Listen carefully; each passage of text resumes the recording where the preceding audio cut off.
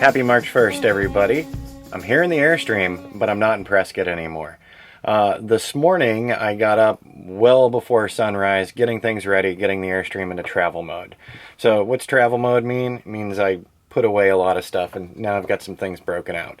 I have not reached my final destination, so tomorrow I'll be meeting up with my friends Bert and Janie, and we'll be hanging out for a little bit, and I'll still be doing work from the Airstream as well.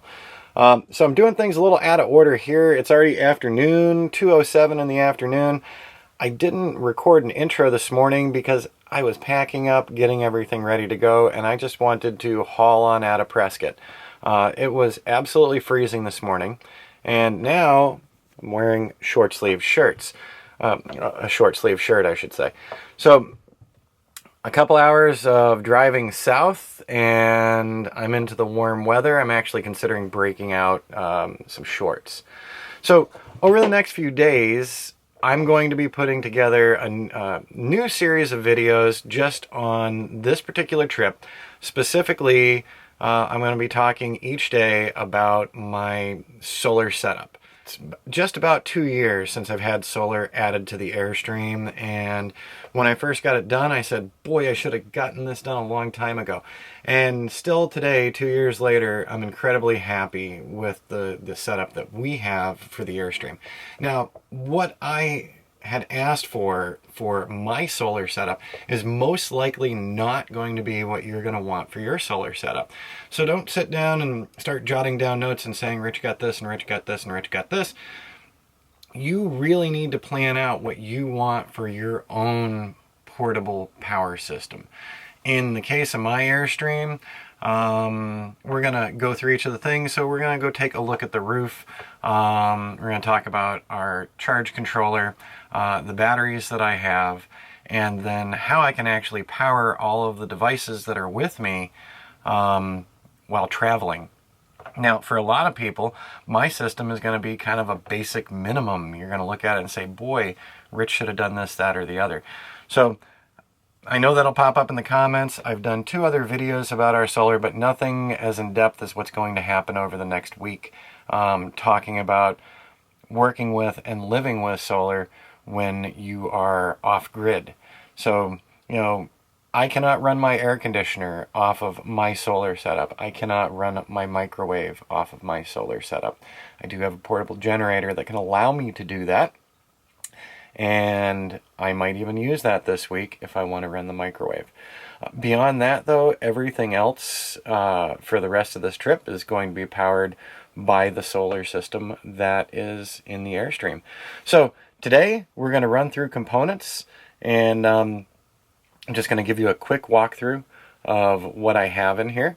And so if you have any questions, please feel free to leave them in the comments. If you have snarky things to say, I guess you can leave them too, because I am screening the comments now. All right, with that, I'm going to take you outside. We're going to take a look at the panels, then we're going to walk back through here in the Airstream. So by the way, I'm set up in travel mode right now.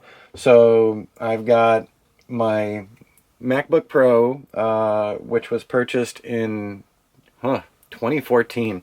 And then I've got my extra monitor. Both of these can actually be powered off of my solar setup. As a matter of fact, I could have another MacBook Pro and another external monitor running off of this, and it would still all work. So one of the big things I wanted to make sure of when planning this system was that I could run my computers, recharge my cameras, recharge all of my travel gear, and this system exceeds expectations for what I needed. All right, with that, let's go outside. Let's take a look around. By the way, we're currently in Quartzsite, Arizona, which is one of the long-term visitor areas. And no, I'm not staying here long-term. I was just using this as a pop-through on my travels to meet up with Bert and Janie.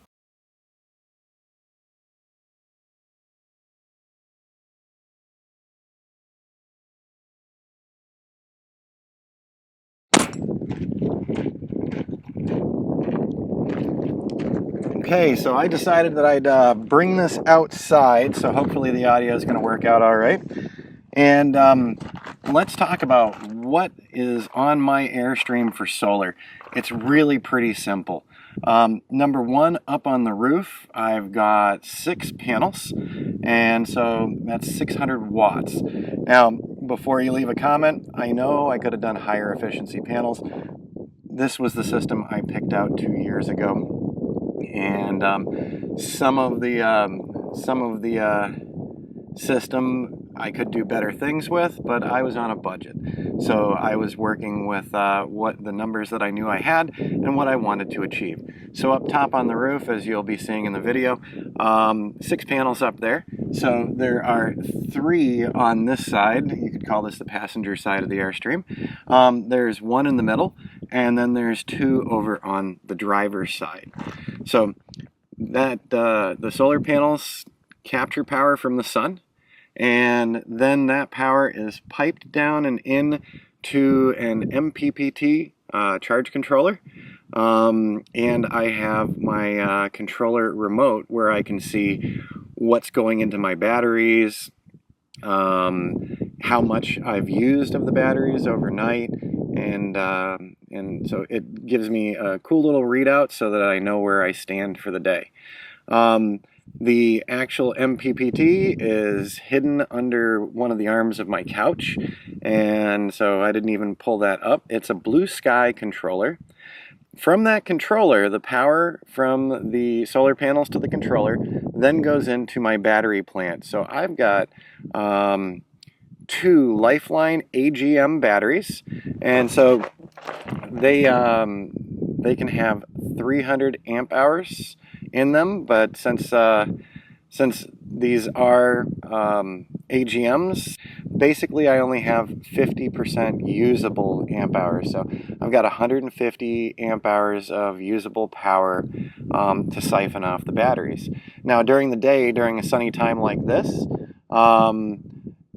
usually the batteries remain topped off, and I'm at 100% right now, and I'll probably continue to be at 100% until the sun goes down today.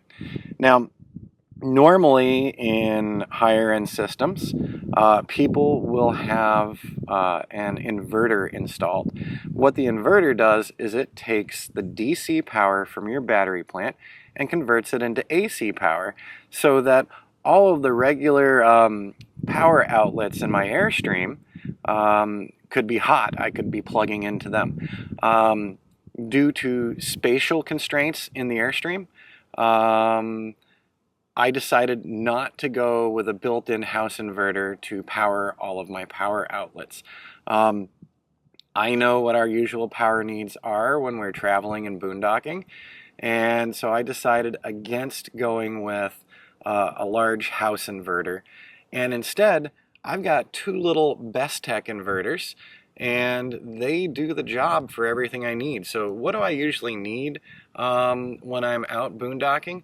Well, I need to be able to run my fans. I need my refrigerator to keep cooling things. So the refrigerator is DC electric and propane together.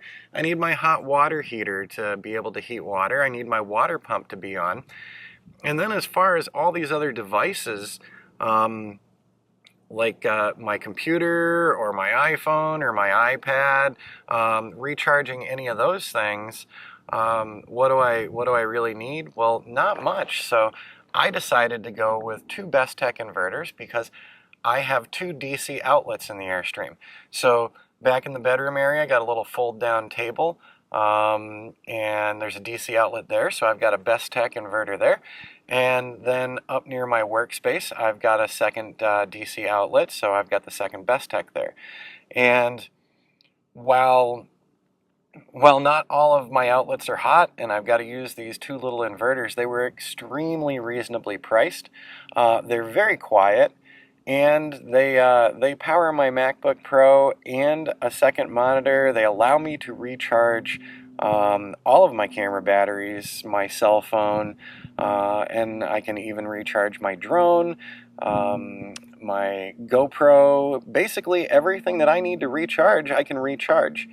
So that's why I decided not to go with the whole house inverter for the short term. Maybe someday I would like to add one in, but those things take a little bit of space. I was looking at the Magnums, which I really like, and they're recommended by several friends who have higher end systems.